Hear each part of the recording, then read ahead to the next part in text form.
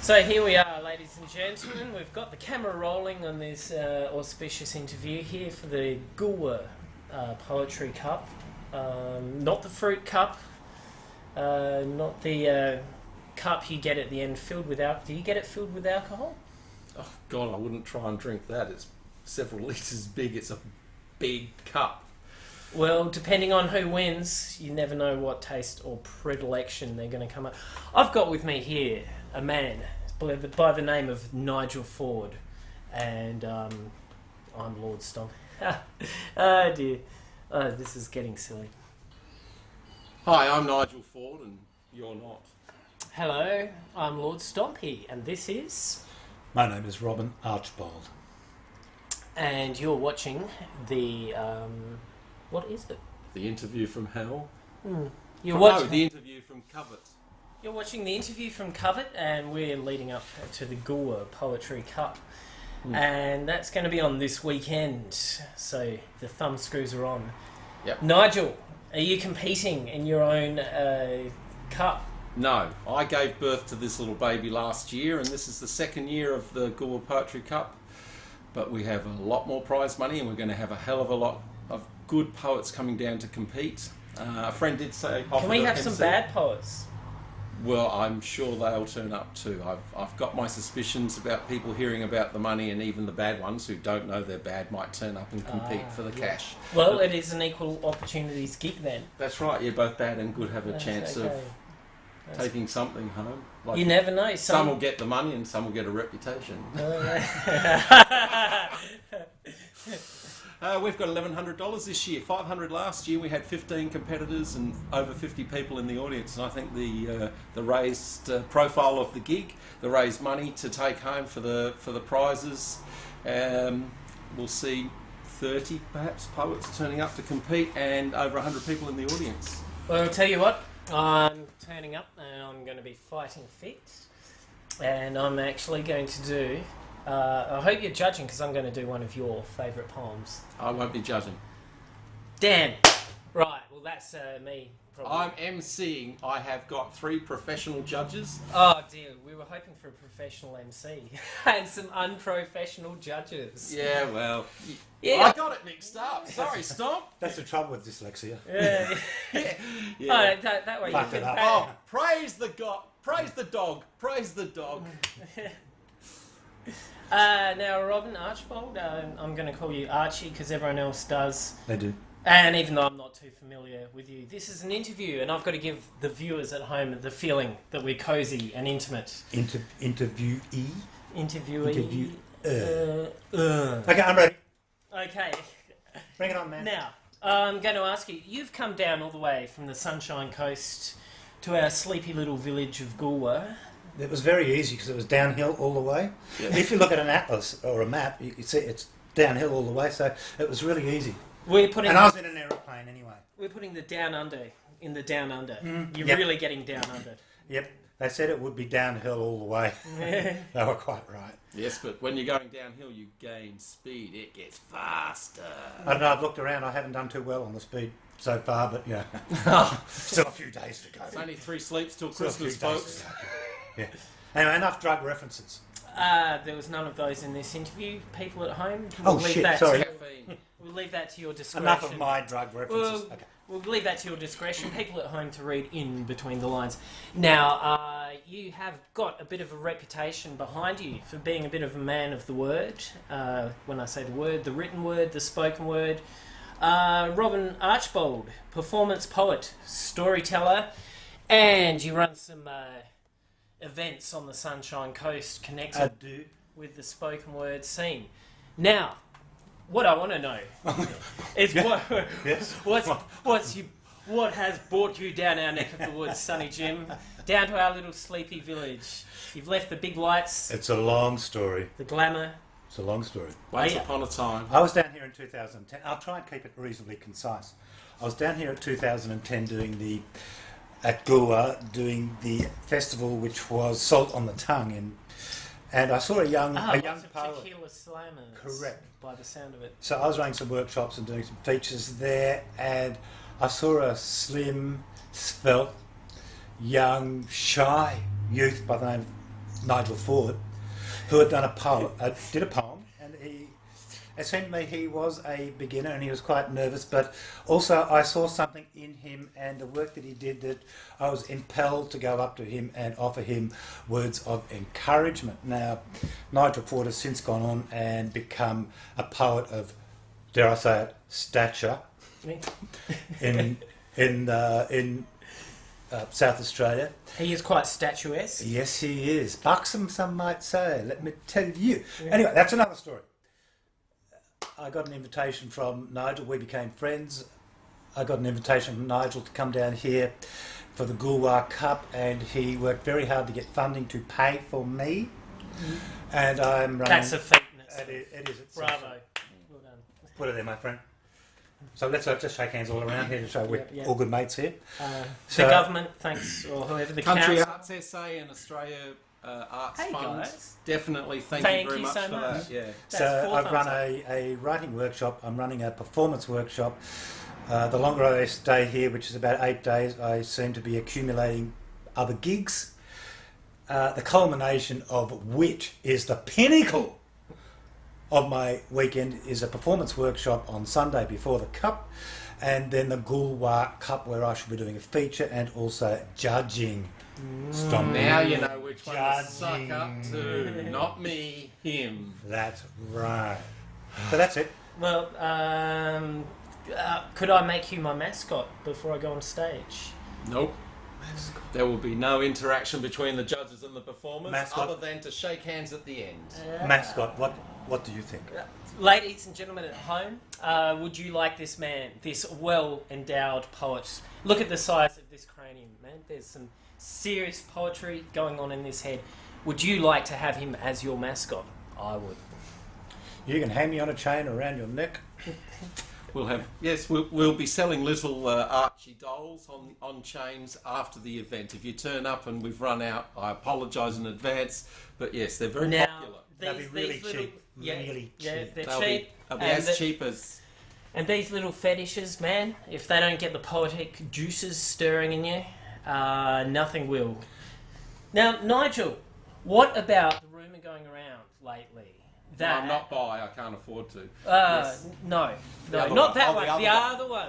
The other one. Now, there's, you know, with this post-millennium apocalyptic environment we live in and all the conspiracy theories coming out, there is a new conspiracy theory going around that dyed-in-the-wool poets who will not change for anything are actually from women who have been inseminated by aliens. Yes, it's true. You know, they fly all the way across the galaxy just to see what stuck-up rednecks arseholes. I heard a poem by one guy, that was you, and that's one of my favourite lines. They fly across the galaxy to Now check he's out giving my rednecks, secrets away. and then they inseminate their partners. Yeah, what they're actually trying to do is, you know, if you look at the average redneck, it's pretty scary. So they are on our side. They're trying to help us. They, ladies and gentlemen, don't panic. They're just trying to raise the IQ of the planet. Trying to get this planet to be a bit more sensitive, a bit more artistic. A bit more aware of political persuasions, or... A little bit more aware of the power of communication. So when you see strange lights in the sky over your house, and then 9 months later, a poet is born to your home, thank God for that. What the hell are these players? These I just aliens call them called? poets. No, these poets. Thank God for these alien poets coming down to our planet and saving us from our ignorance. So when a baby is born, how do you know it's a poet? At what point do the poetic things begin to manifest? What are the signs that a parent needs to look for? Well, there's first of all social isolation and maladjustment. Yes. A sense of great empathy with the rest of life. I've heard if they hear Justin Bieber songs, they cry. Yeah, that's Because they've got taste with words and delivery and rhythm and soul, and art, apparently he's got none. and all that. And rhyme and meter and this is rhythm. actually a true story. One of my friends, she did end up having a son who became a poet, and and he suffered a lot throughout his life, just trying to fit into, and not just the mainstream, any scene. To the point where one day she took him down the pub and walked out the room, and she came back and couldn't find him for several hours.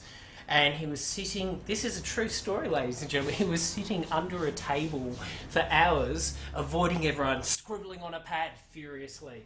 Well done. How old was he? Oh, about 27. I suffered from poetry for a while, but then I suffered from short stories. When, you ask? Oh, once upon a time. Oh, sorry, when? Once upon a time. Okay, sorry, a bit slow. So you've suffered from poetry all your life too? Mainly other poets.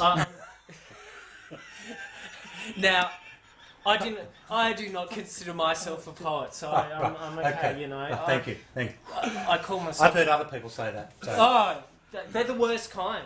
Yeah. Yeah, I say, yeah, that poet Stompy, and I say, right. Who called Stompy a poet? Who called a poet Stompy? Hey, what's your real name? That is my real name. Your parents called you Stompy? No, they called him Lord. Stompy's his Oh, surname. Lord Stompy. Of course. Silly me. But seriously, no, That makes sense. I call myself a wordsmith. I was a late... I was like Nigel. I was A late bludger. Like Bloomer. Bloomer. Sorry. I was a late bloomer, you know. And I was... Dressed normally. I suffered from the fact I was hiding my poetry, and in my 20s it was coming out as inane scribblings. Yep. And, you know, I look back at 95% of what I wrote in my 20s, and it was truly embarrassing, you know. I should have really been getting that out in my teenage Should have been years. submitting it to Mills and Boone, perhaps. No, Friendly Street. No, I didn't say no. The difference. No. Sorry, the difference being. Well, no, I mean, what happened was I hung around that miscreant Avalanche, and he actually began. He's a moderately, somewhat alternate poet, and he began encouraging me. He began seeing little bits of merit here and there. Okay, so you take no responsibility for this. No, he was aided and abetted by Avalanche, the mastermind of poet criminality. Yes. We keep saying he. Avalanche. Me, I was... Avalanche is a... What? Avalanche Pardon my confusion. He's kind of like my surrogate uncle. Is this a real person? Or Avalanche. Invisible. He is a real Uncle. person. Oh, that's And encouraging. his name's not Avalanche. That's reassuring. It's not really Avalanche. It's I. If I've never seen after this interview, I'd ring someone. I'll ring for a pizza. Zombie, take control here. I'm meant to be an interviewer, and I'm meant to be in control. I suffer from chaos in my life and a lack of direction. So I am going to ask you to take the lead here and tell us what happened, about what age were you, and when did the poetic bug first start biting you? I was always literate. I suffered that problem too. Yes, but no one in my family knew it because they weren't. So there I was going through school and I'd always sort of, dare I say, yes I will. I was always top of the class. English, all that sort of thing was my forte, the word, spoken and written. I went to university and family pressure forced me to do economics. I had another life in business. I moved to Nimbin. Oh, that explains a lot. I was already imbibing. But there I was. I became a real estate agent. I had a marriage.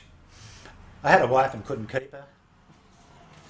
We got divorced end of 1998, and I took up my pen again and wrote something other than really witty ads for my real estate agency. And in no time at all, I was sort of rocking around, getting involved a lot. In 2006, I sold my very successful business and embarked on, I won't say career, but I embarked upon the path of exploring the possibilities of spoken and written and sung word. I started winning things, I created a profile, and now I travel all around the country at various stages, some of them big, some of them very small, doing this sort of thing, which has brought me to Goolwa and Lord Stompy. And I discovered him in Goolwa 4.5 years ago. Actually, he jumped out at me after I got off stage and told Nigel me. gave me a few words of encouragement and sort of all... I blossomed. Oh, really? Yeah. I blossomed. Your little nipples bloomed with delight. They went really hard. Your hair sprung out. My latissimus dorsi swelled in size. My biceps began to bloom as well. Okay, back to sensible. Okay. I did my little poem. I got off stage and I bumped into a guy who said, I really liked your poem. I loved the last line. And I had this tunnel vision thing. I'd only just started reading. I didn't know whether I was any good. And I calmed down and I went over and said, hi, I'm Nigel Ford. And he introduced himself as Robin Archbold, the guy who was running the performance poetry workshop, the guy who was winning all the prizes. I'd seen his profile and went, you like my poem. I suddenly had enough incentive to keep going because I wasn't sure whether I was a poet or not until someone who I actually admired as a poet from afar said something complimentary about my poetry, and as he said, he saw something in me and he's been encouraging me via Facebook for a long time. I went up and stayed with him earlier this year and said, how would you like to come be my feature and my guest judge and run a performance poetry workshop? And he said, if you can make it happen, I'm there, Nigel. And with Country Arts SA and the Australia Arts Fund, I got some money together and here he is. We've done one feature last Sunday at a regular monthly gig at Goolwa, Poetry on the Fleuriot. He did a workshop for my writers group, Middleton Writers Group, in storytelling, and that was fantastic. There were 13 participants. We got 26 stories and 13 poems out of it, and I'd say 95% of them are almost publishable from the get-go. So let's do the maths here, right? Let's do the maths, right? 26, 13, 39. Yes. In 120 minutes. Yes. Exactly. We finished right on the dot of 3. So what we are looking at there, if I'm talking almost 40 into 120, 3 minutes. Per story or poem. That is just cranking them out. We were cranking. The standard was fantastic, I will was. say. It's a veritable factory of wordsmiths. It was. We could take on the Chinese with this kind of production. We could chase the Russians off our shores. Yeah. Good luck, Times!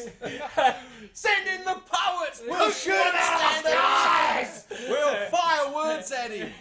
No shirt fronting. No, it'll just be insults. Yes, we'll read out highly intelligent, highly poetic insults. Yeah, and you have to go back to Moscow to look it up in a dictionary. English translation. What the hell did that mean? And yet I think I would find him more intelligible than our Prime Minister. Yeah, well, the guy's got radar ears, but he's not listening. Oh man, we could keep up these jokes all day. But we won't. Now, I just would like to say here that it is absolutely awesome that you're down. I myself am going to be down at this poetry workshop early with Avalanche. Because now that... This is a real person. Yes. What I'm trying to say here is since I've blossomed out of the repressed poetry thing and come out fully as a poet and a muso. No, I've always been a muso. So okay, you've always amused me. no, it's just so what I'm going to do. Edit that one. Sorry, no. That was funny. He can do better. He's actually really, I've seen really his funny. last girlfriend. He You can just do haven't better seen than it me, yet. yeah. He's really funny. So what's not only am I going to be down at the poetic workshop slating away, I'll be down there with my pickaxe. We're going to fucking work you, mate. Oh yeah. Fucking work you. Yeah, get the chains on. We're going to do the Rodin I'll on be him the and make him into a cold-face with my thinker. pickaxe. Cold face with his pick and shovel. I'm going to be searching Crowbar, sledgehammer, wheelbarrow, donkey. For those lost metaphors down the mines of the soul. Those glittering... No, they're not the glitter. Those dusty, rough diamonds that he shall hone to perfection. We will find a facet you can see, shine him up and make him, well, improve him. You'll He's have to already pass a it good sooner or poet. later. Yeah. He's already got some great lines. It's one of my favourites is your redneck Oh, that one. alien Yeah, one. don't give it away. Are we going to degenerate into puns? That's I'm not as punny as some.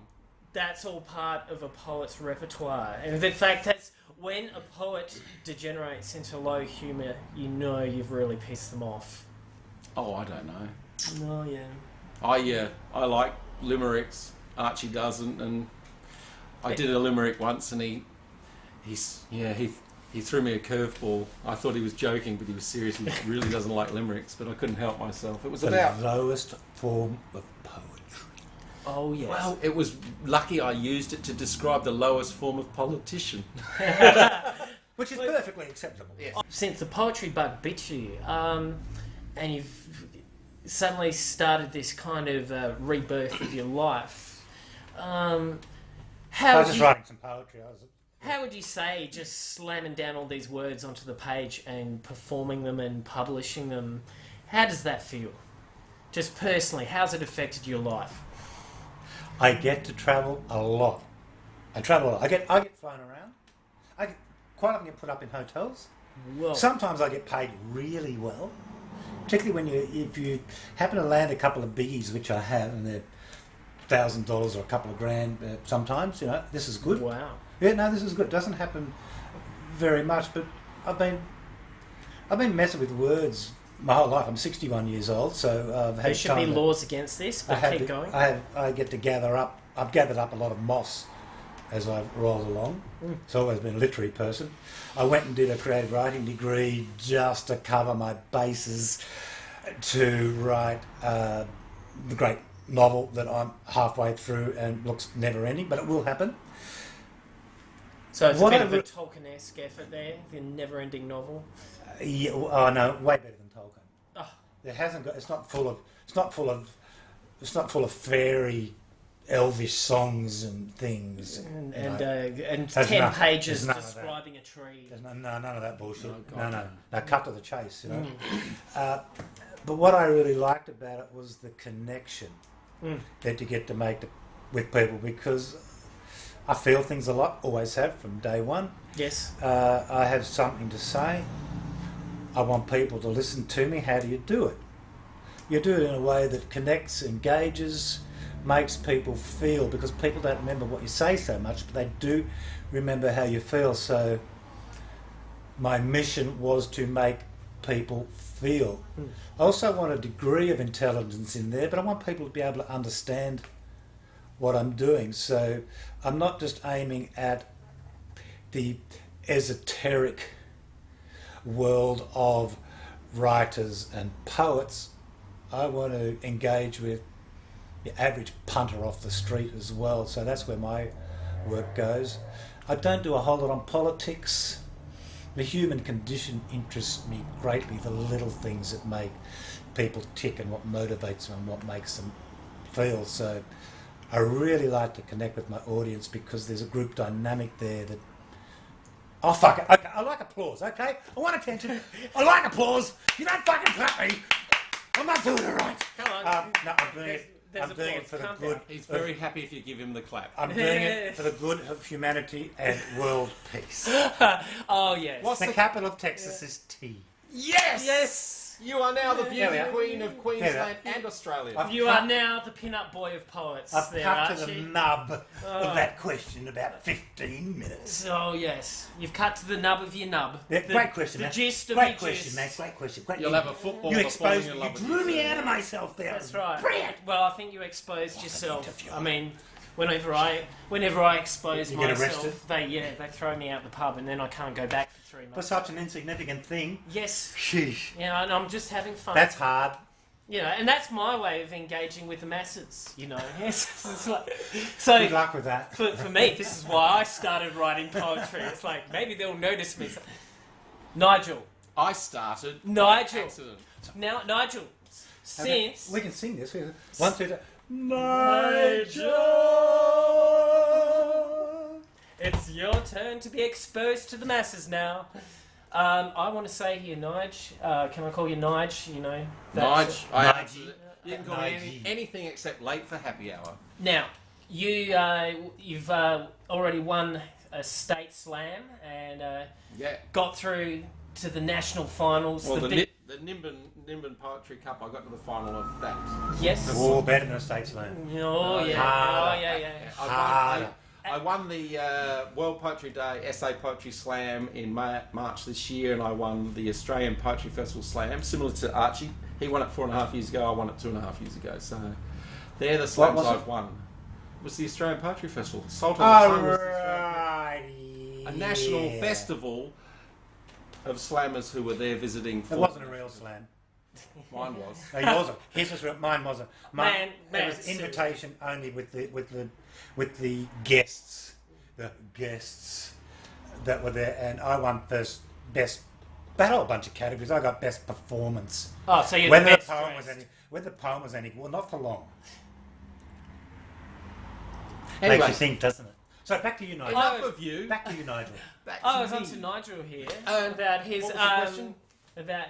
illustrious poetry career. Well, I started off as a short story No, I've not writer. asked the question. No, I started off as a short story writer. Oh, did now you? I'm a poet. Really? We'll give the answers. No, you just take over the interview. We'll give the answers first, and Can I then wear you your can. hat? Yeah. We'll give the answers, then you can ask the questions. I think that's. Hey, your head's bigger than mine. I know you got a bit of a band-aid on it. Yeah. Started off as a short story writer, joined the Middleton Writers Group, and there were 3